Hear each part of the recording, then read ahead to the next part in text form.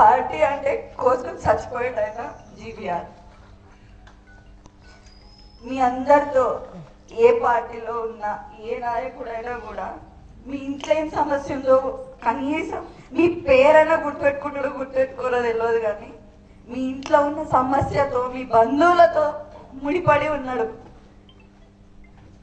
ఇటుక కాదు, ఇటుక కంటే చిన్నదేదో ఉందంటే ఆ ఇసుక నుంచి చిన్న చిన్నగా పేర్చుకొని వచ్చిన ఈ పెద్ద కుటుంబం మాది.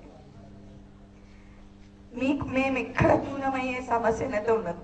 ఏ రోజు కూడా ఆయనకు అలవాట్లేదు ఈ పార్టీ ఆ పార్టీ అని మొహం చూసి కొట్టుపెట్టే రకం కాదు. మీరు ఇదంతా బాగా గుర్తుపెట్టుకోవాలి.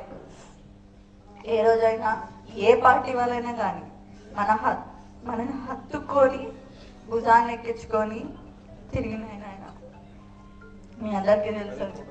ఆ పార్టీ ఈ పార్టీ అని ఏమి లేదు. ఏ పార్టీ ఉన్నా మీరందరూ మా కుటుంబ సభ్యులే. అంత తేలికగా మేము ఈ నిర్ణయం అయితే తీసుకోలేదు. మీ అందరికి మేము ఎట్లా అంటా అని మీరందరూ ఈరోజు ఏడుస్తున్నారు, బాధపడుతున్నారు, చావనికనైనా సిద్ధమవుతున్నారు.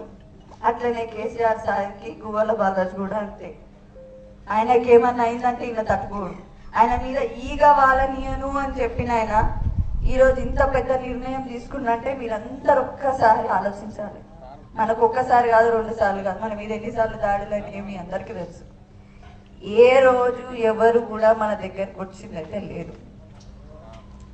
ఆయన పులి కాబట్టి నిలబడ్డాడు, తట్టుకున్నాడు.